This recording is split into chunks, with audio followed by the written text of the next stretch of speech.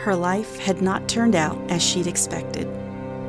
Widowed as a young woman, Anna had dreamed of these later years, of family dinners and grandchildren gathered near, her definition of fulfillment based on centuries of tradition.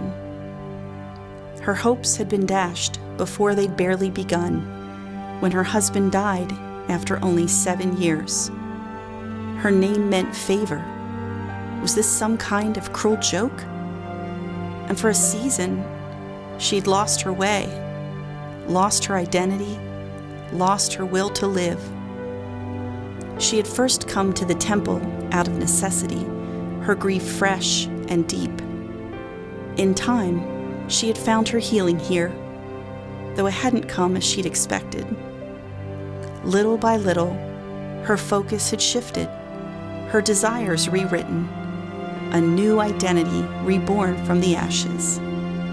It was not the life she had dreamed for herself, but purpose is often birthed out of pain. A prophetess, they now called her.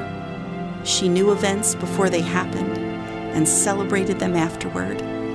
This private treasure entrusted to her, a gift in these later years, filling her heart more fully than she had dreamed possible.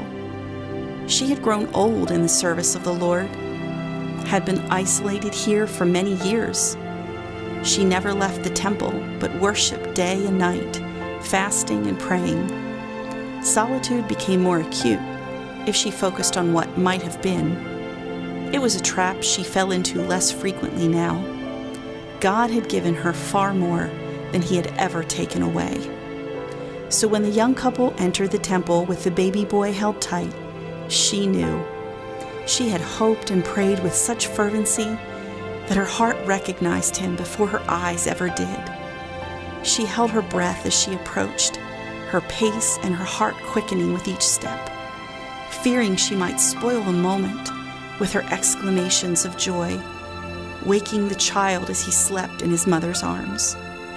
And as Simeon blessed the child and spoke words of prophecy and promise, she knew a fulfillment far greater than any she had dared to dream for herself. He had been worth the wait. She had a new mission now, to tell everyone she met about the coming of the King, because suddenly hope had a name: Jesus.